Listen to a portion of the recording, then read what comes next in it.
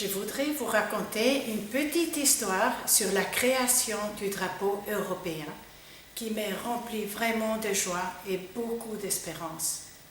En 1949, avant l'Union européenne, il y avait le Conseil de l'Europe qui voulait trouver un drapeau capable de représenter l'ensemble des pays de l'Europe. Et pour cela, en 1950, il lance un appel pour travailler un drapeau qui puisse représenter tous les États. Alors arrivent plusieurs dessins. Certains sont trop simples, d'autres trop compliqués ou trop colorés, etc. Finalement, en 1953, M.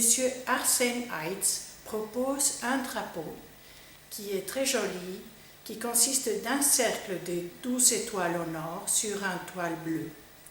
Le conseil demanda à Heitz pourquoi 12 étoiles.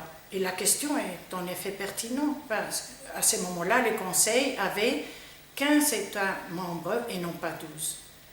Alors Heitz explique que dans l'Antiquité, les numéros 12 symbolisaient la plénitude. Les numéros 12, les autres ont pensé dans 12 mois de l'année, les 12 heures de la journée, les 12 signes du zodiaque, etc. Donc c'était bon. Mais en fait, la vérité, c'était que les 12 étoiles de Heitz qui symbolisaient la plénitude n'étaient pas vraiment la seule explication de son véritable inspiration. Il se trouve que M. Arsène Heitz était un catholique fervent pratiquant qui portait la médaille de la Vierge miraculeuse autour du cou et dont l'inspiration des 12 étoiles.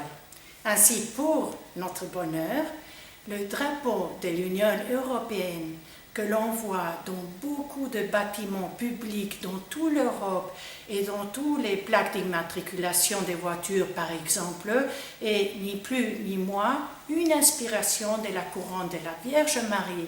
Et l'affaire ne s'arrête pas là.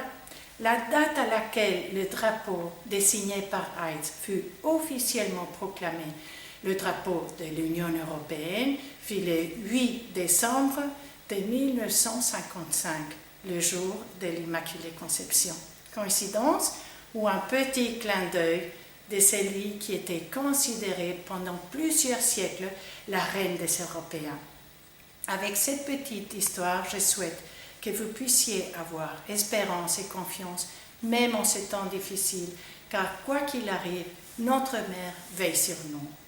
Alors, je voulais dire que tout ça me rappelle au moment de la crucifixion de notre Seigneur Jésus-Christ et que le disciple qui l'aimait était à côté de lui avec la Vierge Marie, Jésus a dit « Fils, voici ta mère » et à la Vierge Marie, il a dit « Voici ton fils ». Et donc pour moi, la Vierge Marie, elle veille sur nous comme ses enfants à partir de ce moment-là.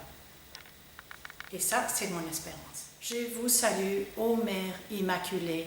Nous vous confions ce monde, ses dirigeants et tous vos enfants. Intercédez auprès de votre Fils pour que nous puissions devenir des êtres purs et droits, pour servir Dieu toujours et partout, en parole et en acte, comme témoins de Christ et de son divin cœur. Amen.